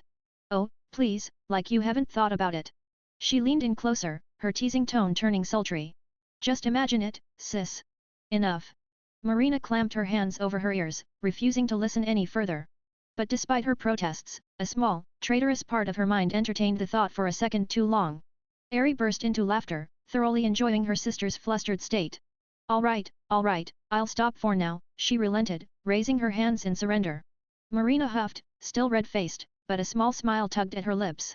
The tension that had clouded her heart all evening began to fade, replaced by a newfound warmth. Eri tilted her head, watching her sister carefully before speaking again, this time more sincerely. Look, all I'm saying is, you deserve someone who makes you happy, sis. Whether it's Blake or someone else, don't settle for less. Marina blinked at her, then slowly nodded. Thanks, Eri. Of course. Eri grinned, reaching out to pull Marina into a warm hug. Now, enough sulking. Let's just enjoy a nice, relaxing bath together, okay? Marina chuckled softly, finally feeling at ease. All right. Eri suddenly moved again, pinning Marina down. Shockingly, her fingers slipped on her chest. Ah! Eri, stop it! Feeling a tingling sensation, Marina let out a startled cry. The book says doing it more than twice a day is bad for your health. Oh? What does that mean? You'll have to explain it to me thoroughly. And just like that, the sisters spent the rest of the night laughing and teasing each other, their bond stronger than ever. The next morning, at exactly 10 o'clock, Blake exhaled deeply, his crystalline blue eyes flickering with satisfaction. The divine energy within him had grown significantly, about half the strength of a low-class devil.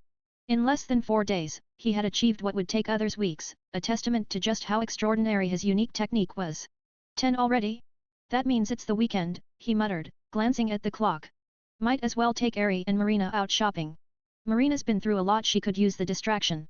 With that, Blake hopped out of bed, ran through his morning routine, and got dressed before heading straight to the Akizuki household. Standing at their doorstep, he knocked lightly. Through his heightened senses, he could tell both sisters were in the same room, their heartbeats slow and steady. A small smile tugged at his lips. Still sleeping, huh? Lazy little kittens, he murmured, amused. He decided to wait rather than knock again, enjoying the quiet morning. But then, a sharp, oppressive presence hit him from the distance. A wave of malice, thick and suffocating. Blake's gaze sharpened. Just as he tensed, footsteps echoed down the street, and a familiar voice, one dripping with venom, cut through the air. Well, if it isn't the silver-haired brat standing at my doorstep. How convenient. Kazuo Akizuki stepped into view, his once commanding presence now a shadow of itself. His face was gaunt, his expression twisted, and his voice, off. There was a high-pitched, hollow quality to it. Behind him stood 3 men dressed in sharp black suits and dark sunglasses. Their very presence reeked of blood and violence. They weren't ordinary thugs, they were predators. Each carried a gleaming machete at their side. He's the guy you needed backup for. One of them scoffed.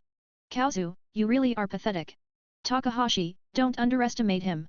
Kazuo snapped, panic flashing in his eyes. Last time, he kicked my door down with 1 hit. The man named Takahashi, clearly the leader of the trio, snorted. Kicking a door? That's it? You're wasting my damn time. Blake crossed his arms, his icy gaze scanning the group before landing on Kazuo. If you're done with your little villain monologue, I'd appreciate it if you took this outside, he said coolly. I don't want you waking up my girlfriend. Otherwise, I'll make sure you're the ones crawling out of here. The street fell silent. The gangsters stiffened, their faces darkening at the sheer confidence in Blake's voice. You've got a death wish, kid, Takahashi sneered, lifting his machete. You really think you can stand up to the Black Blade Gang? The name sent a ripple of unease through the nearby onlookers. The Black Blade Gang was no small-time crew. 3 years ago, they were nothing but a ragtag group of criminals. But under their ruthless leader, Hideki Nozaki, they had absorbed rival factions one by one until they ruled the city's underworld with an iron grip. There was even a saying, it's better to piss off the mayor than cross the Black Blade Gang. And Blake? He'd just crossed them. Kazu's lips curled into a twisted smirk. His life was already in ruins, his pride shattered. All he had left was revenge, no matter the cost. His eyes gleamed with hatred. I don't care what happens to me. I just want you dead, he spat. And as for my daughters? Well, the boss only takes virgins, so I'll be taking Eri first. He won't mind. A crack filled the air. Blake's fingers clenched so tightly around the hilt of his blade that the air itself seemed to vibrate. His expression darkened to something unreadable. Then, he moved. Too fast to see. A gust of wind blasted through the street. A wet, meaty sound followed. Squelch clang. Takahashi's machete hit the ground. His right hand followed right after, severed clean at the wrist. A stunned silence fell over the street. Blake stood just inches away, his ice whisper sword gleaming, freshly painted red. For a moment, Takahashi didn't react. His brain refused to process what had just happened. Then, a blood-curdling scream tore from his throat as he clutched the stump where his hand used to be. Bastard! The remaining two gangsters snapped out of their daze, rushing Blake in blind fury, their machetes flashing in the morning light. Blake barely even acknowledged them. Squelch! Two clean, precise strikes. The blades clattered to the ground, followed by two more severed hands. The gangsters staggered back, their faces contorted in agony, clutching their bleeding stumps. Their earlier bravado was long gone, replaced by sheer, unfiltered terror. They had underestimated the wrong man. Shut up, or I'll take your heads next, Blake muttered, his voice carrying the weight of a death sentence. The two gangsters bit down on their screams, sweat pouring down their faces as they fought to stay conscious. Takahashi, despite his injury, gritted his teeth and forced himself to speak. Ha! If you kill us, 100 of our brothers will come down on you. You and those two women will be chopped to pieces by morning. It was a desperate threat. A final attempt to scare Blake into letting them go. Blake sighed, shaking his head. Are you really that stupid? He asked. Then, without hesitation. Squelch! He drove his sword straight through Takahashi's chest. The gang leader gasped, his eyes going wide. He stared at Blake, his lips moving soundlessly. This guy is a demon. Then, the light faded from his eyes, and his body slumped to the ground. The remaining two gangsters watched in silent horror. They had killed before. Many times. But even for them, taking a life had always been accompanied by adrenaline, fear, excitement, something. Blake, though? He had just killed a man as easily as someone swatting a fly. No hesitation. No emotion. It was the first time in their lives they had looked into a person's eyes and seen absolutely nothing. And that was more terrifying than anything they had ever known. Blake slowly turned to them, tilting his head. Well? Do you still want to test your luck? Both men dropped to their knees, their bodies trembling. They didn't dare answer. Blake scoffed. Smart choice. Sheathing his sword, he finally turned his attention back to the Akizuki household, exhaling slowly. Guess that ruined the peaceful morning I had planned. Blake had always lived by one simple rule: leave no threats alive. Especially not the kind that dared to insult or threaten the people he cared about. To him, trash like that didn't even deserve to breathe.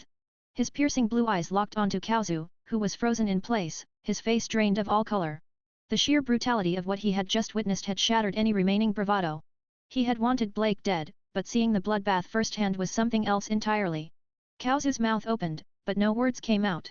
His legs trembled violently, and with a strangled whimper, he crumpled to the ground. If not for the fact that he was already a eunuch, he would have soiled himself in terror. Blake didn't spare him a second glance. Instead, he flicked the blood off his ice whisper sword with a casual motion before sheathing it. His voice was as cold as steel when he spoke. Pick up the body. Grab the severed hands and weapons. We're leaving. The two remaining gangsters, both still clutching their bleeding wrists, flinched at his words. But when Blake's eyes flicked toward them, they scrambled to obey. Even Kaozu, shaking like a leaf, didn't dare hesitate. They were dead men walking if they disobeyed. A short while later, a black van peeled out of the alley, leaving behind a blood-soaked crime scene and a growing crowd of horrified bystanders. Inside the van, Blake leaned back against the seat, one hand on the hilt of his sword as he processed the situation. The Black Blade Gang. The biggest underworld force in the city. A pack of ruthless thugs that had been running unchecked for far too long. Blake had no illusions about what would happen if he left this matter unresolved. If he let them live, they'd keep coming for him. And worse, they'd set their sights on Eri and Marina again. That wasn't going to happen. Looks like I need to clean up the trash. A sharp glint flashed in Blake's eyes. His gaze shifted to one of the injured gangsters. Give me your phone. Call your boss. The man hesitated, his face drenched in sweat. Blake tilted his head slightly, expression unreadable. Don't make me repeat myself. The gangster jolted and hurriedly pulled out his phone, dialing a number with shaking fingers. Blake snatched it the moment the call connected. A deep, menacing voice came through the receiver. Hello? Takahashi? How's the job? Blake cut him off. You must be Hideki Nozaki, leader of the Black Blade Gang. His voice was calm, steady, completely unfazed. I'm Blake, your target. Silence. Then a low chuckle. Oh? You're alive? That's unfortunate. I could say the same for your men. Takahashi is dead. The others are missing their hands. Now, listen carefully. Blake's tone remained emotionless. I'll be waiting at the abandoned factory district on East Street. Come pick up what's left of your men. Click. He ended the call. The air in the van was suffocating. Even the two gangsters in the back were staring at him like he was the devil himself. Kaozu, drive faster, Blake ordered. Kaozu hesitated, but seeing the look in Blake's eyes, he swallowed hard and slammed his foot on the gas. He prayed that the Black Blade Gang would tear Blake apart when they arrived. It was his only chance at survival. Meanwhile, inside the Black Blade Gang's headquarters, Hideki Nozaka sat in his luxurious suite, his scarred face twisted with rage. With a sudden roar, he grabbed the nearest glass bottle and hurled it at the wall, sending shattered glass flying across the room. That little bastard! The gang members standing nearby flinched at the sound of his fury. Hideki didn't give a damn about Takahashi and the others. They were disposable. But the sheer audacity of that kid? A no-name high schooler had not only slaughtered his men but had the nerve to challenge him directly. If he let this slide, his reputation in the underworld would be ruined. And that was unacceptable. Within minutes, Hideki had gathered over 100 of his men. Armed to the teeth with machetes, baseball bats, and even a few firearms, they piled into a fleet of blacked-out vans, engines roaring to life. The hunt was on. But what Hideki didn't realize was that he wasn't walking into a trap set for Blake. He was walking into Blake's slaughterhouse. And by the time the night was over, the Black Blade Gang would never be the same again. Across the city, police radios crackled to life. Reports of gang activity, bloodied bodies, and a potential massive showdown had reached their ears. Patrol cars began mobilizing, sirens wailing in the night. Unknown to everyone, forces were converging on the abandoned factory district. The storm was about to break. And when it did, only one side would be left standing. The abandoned industrial district of East Street was eerily silent, save for the distant hum of the city beyond. Blake sat atop a rusted van, one leg dangling over the edge, the other propped up lazily. He looked utterly at ease, as if he were simply waiting for a late-night rendezvous rather than an impending bloodbath. At his feet, the two surviving Black Blade members knelt, their hands bound with makeshift cloth restraints. Kaozu stood nearby, his face pale, shifting uneasily as if he might bolt at any second. Blake's fingers idly tapped against the hilt of his ice whisper sword, a ghost of a smirk playing at his lips. Then, he heard it. The low growl of engines, growing louder by the second. Blake's crystalline blue eyes lifted slightly, his smirk widening. They're here. A convoy of vehicles roared into view, their headlights slicing through the darkness. At the front was a sleek black sports car, its aggressive design screaming wealth and power. Behind it, 10 armored vans followed like a pack of wolves, their tires screeching as they came to a halt. The moment the engines died, the doors burst open. A tide of Black Blade enforcers spilled out, clad in dark clothing, armed to the teeth with machetes, baseball bats, and hunting knives. Their faces were hardened, their eyes glinting with violence. Blake barely paid them any attention. His gaze was fixed on the man who stepped out of the sports car. Hideki Nozaka. The Black Blade's kingpin. A man whose name carried weight in the city's underworld. His face was lined with old scars, a testament to battles fought and survived. Dressed in a tailored black suit, he radiated menace, a predator in his domain. 2 towering bodyguards flanked him, each wielding machetes nearly as long as a man's arm. Their sheer size made them look more like walking tanks than men. Then, without warning. Ding! A system notification flashed across Blake's vision. Mission issued. Destroy the Black Blade Gang. Reward, 100 fortune points. Blake blinked once, then dismissed it. Like I needed more reason to wipe these bastards out. Hideki strode forward, his gaze locked on the young man standing defiantly before him. Kid, he growled, his voice low and dangerous, you've got some nerve. Blake didn't respond, watching him with an unreadable expression. Hideki continued, stepping closer until only 10 feet separated them. You think kidnapping my men was a smart move? I'll give you one chance. Hand them over, kneel, and beg for mercy. If you do that, I might let you live. The Black Blade members behind him grinned, expecting to see Blake crumble. Instead, Blake let out a quiet chuckle. Arrogant. He tilted his head slightly. No. You're overestimating yourself. With a single, fluid motion, he leaped down from the van, landing with cat-like grace. His ice whisper sword gleamed under the flickering streetlights. To me, you're nothing but ants, Blake said coldly. And I brought you here to crush you. Before anyone could react. Slash. Slash. Slash. The blade flashed. A heartbeat later, the two bound men and Kauzu collapsed, their heads rolling across the concrete. 3 kills. Instant. Precise. Merciless. The air was thick with the scent of blood. The severed necks gushed crimson, staining the ground beneath them. For a moment, the 100 gangsters stood in stunned silence. Even Hideki's face darkened. He had ordered Blake to release his men, not slaughter them like cattle. The blatant disrespect, the utter disregard for his authority, this was an open challenge. Then, ha ha ha ha. Hideki's laughter echoed through the lot, rough and unhinged. He wiped a hand across his scarred jaw, eyes burning with fury. Good. Very good. He exhaled, his nostrils flaring. It's been a long time since anyone dared pull something like this in front of me. The grin vanished from his face. Kill him. Tear that bastard to pieces. The moment the words left his mouth, the Black Blade gang surged forward like a tidal wave. Blades gleamed. Boots thundered. Murder filled the air. But Blake? He simply exhaled. Pathetic. Then he moved. Slash. Slash. Slash. A single step forward, 1, 2, 3, and the first 3 men fell, clutching their throats as blood poured from deep, precise cuts. The fourth barely had time to scream before Blake twisted around him, sword carving through his ribs like a hot knife through butter. He didn't stop. Blake darted between them, a phantom among men. His movements were flawless, fluid, an artist painting death with every stroke. 1 man. 10 men. 20 men. The ground became slick with blood and bodies. They outnumbered him 100 to 1, yet not a single blade touched him. To Blake, these thugs moved in slow motion. His perceptual distortion ability, his enhanced ether energy, his unnatural stamina, they made him untouchable. And the gangsters realized it too late. Their numbers didn't matter.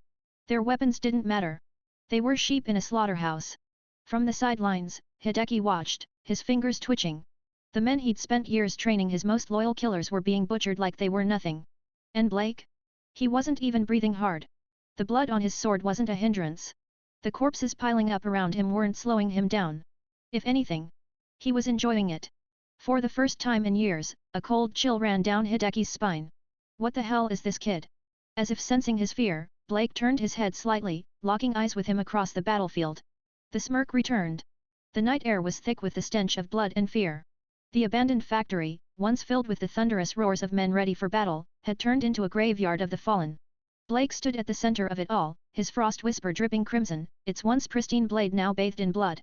His expression remained eerily calm, unbothered, as if the slaughter around him was nothing more than an inevitability. The Black Blade gang, once proud, once confident, now trembled like cornered animals. Their weapons shook in their hands. Their breath came in ragged, terrified gasps. This guy, he's not human. The same thought ran through their minds, over and over, clawing at what little sanity they had left. Even Hideki, their ruthless boss, felt the weight of it. These were his best men, hardened killers who had earned their reputations through blood and brutality. And yet not one had even grazed Blake. How could a single man stand against 100 and emerge untouched? Blake took a slow step forward, his boots squelching in the pooling blood beneath him. His icy blue eyes scanned the remaining gangsters, sending chills through their spines. Weren't you going to destroy me? His voice was mocking, laced with an eerie calm. Why stop now? The few still standing flinched, some instinctively stepping back. But there was nowhere left to run. The air thickened, heavy with an aura so oppressive it crushed the last shreds of their will to fight. Some dropped their weapons entirely, their knees threatening to buckle. Hideki's face twisted pale 1 second, livid the next. He had finally realized the ugly truth. They had kicked an iron wall. And now, that wall was coming down on them. Dash. A click. Then another. Blake's ears picked up the subtle sound of safeties being flicked off. His eyes narrowed. 16 of them have guns. The first volley of gunfire tore through the night. But Blake was already gone. Ducking, weaving, he moved like a spectre, each bullet missing him by a breath. Then, swish swish swish swish swish. A blur of silver. 5 men dropped, heads rolling, their lifeless bodies slumping to the ground, still clutching their weapons. The surviving gunmen froze, their hands trembling on the triggers. What? It was impossible. They had him surrounded, aimed, and yet, before they could even pull the trigger a second time, he had already killed 5 of them. The next second, he vanished again. A flicker in the darkness. Then, the wet sound of steel piercing flesh. One after another, the remaining gunmen fell, their choked gasps the only sounds before their bodies hit the blood-soaked ground. To the rest of the gang, it was as if death itself was walking among them, cutting down lives with each silent step. And suddenly, the panic set in. "Our run," one of them screamed, his voice cracking. Like a broken dam, the last of the Black Blade members turned and bolted, their weapons clattering to the ground. Their only thought now was escape. And Hideki Nozaki? He was already gone. The moment he realized the truth, he had spun on his heels and fled into the night. The great underworld boss, the feared kingpin of Black Blade, was running like a scared dog. All his power, all his men useless. A sword that moved faster than bullets? That wasn't something Hideki could fight. That wasn't something anyone could fight. No, this was beyond human. And so, his one and only thought was simple: survive. He would leave the city, go into hiding, disappear completely. Living in the same city as this creature was too terrifying. But the moment that thought crossed his mind, a voice whispered behind him. Where do you think you're going? Hideki's blood ran cold. His eyes went wide, his breath catching in his throat. And then, slash! A blinding arc of silver cut through the night. For a split second, Hideki felt nothing. Then, the pain hit. His legs gone. His body hit the ground, skidding across the concrete, blood pouring from the severed stumps where his legs had once been. The agony was unbearable. And then he screamed. A sound so raw, so filled with pain, it echoed through the empty factory, mingling with the silence left in Blake's wake. Dash! Blake stood over him, expression blank, watching as Hideki writhed in his own blood. A kingpin reduced to nothing. He slowly crouched down, tilting his head slightly. You should have known, Blake murmured, voice low and calm. Some things in this world, you just shouldn't provoke. Hideki shuddered, his body convulsing in pain. But Blake? He just smiled. And raised his sword one last time. Chapter 20-20, Cold-Blooded? Spare me. Please. I'll give you everything, the Black Blade, my men, just let me live. The once mighty Hideki Nozaki was reduced to nothing. He lay in a growing pool of his own blood, his severed legs twitching, his face twisted in agony. Dignity? Power? They meant nothing now. Survival was all that mattered. Slash. Blake didn't respond. Instead, he drove his sword through both of Hideki's hands, pinning them to the ground like an insect on display. Another blood-curdling scream tore through the night. Hideki's body convulsed, the pain unbearable. His once proud hands, the hands that had orchestrated countless murders, betrayals, and power plays, were now utterly useless. Escape was no longer an option. Blake pulled his blade free, the crimson streaked steel gleaming under the factory lights. He turned away, his work not yet finished. More screams rang out in the distance, raw, desperate wails that echoed through the industrial district. One by one, Blake hunted them down, his movements silent, merciless, efficient. Minutes later, the last straggler lay at his feet, his lifeless body still warm.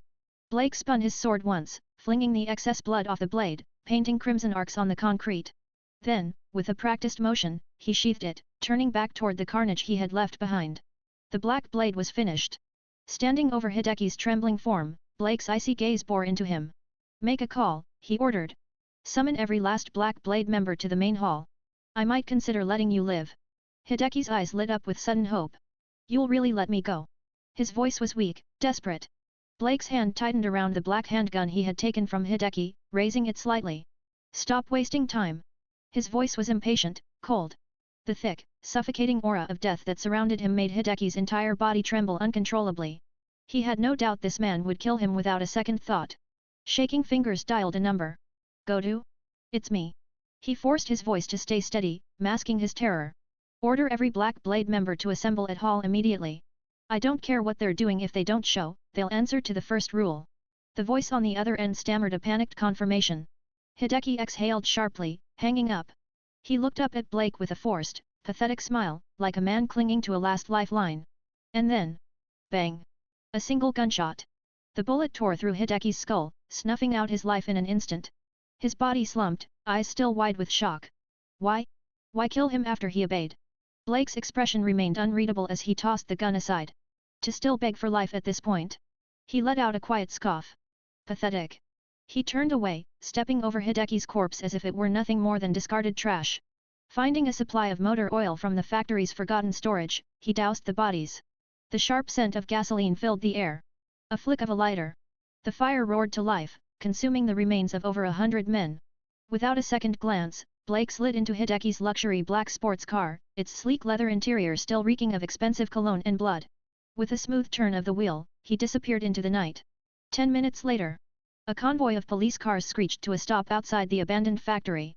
What they found inside stopped them cold. Flames devoured the corpses, casting dancing shadows on the blood-soaked walls. The officers stared in horror. Some staggered back, bile rising in their throats. A few turned and vomited outright.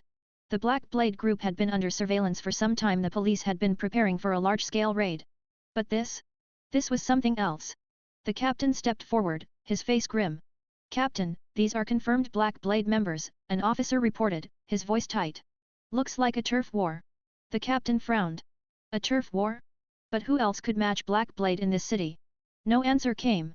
Because deep down, they all knew the truth. This wasn't the work of a rival gang. This was the work of one man.